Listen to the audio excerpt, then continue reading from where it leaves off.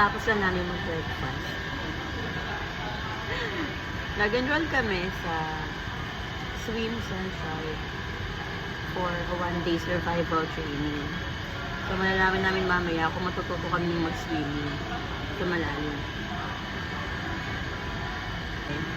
12 p.m. yung aming schedule. It's 12 to 3 p.m. And 2 sessions siya. Sa isang session, it's 1.5 hours. Yun. So, dapat, in 3 hours, matuto kami mag-swimming. Para pwede na kami lumungoy sa malalalim. Good luck. So, ito. Naman natin mamaya kung effective yung mga coach. Kakayanin mo ba? Ha? Sana. Sana.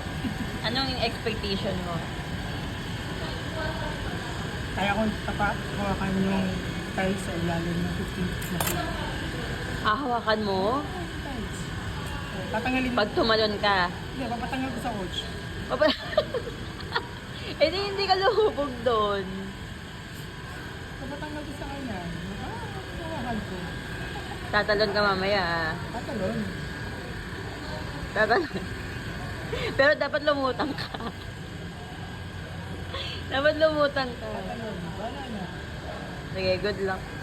Good luck sa'yo.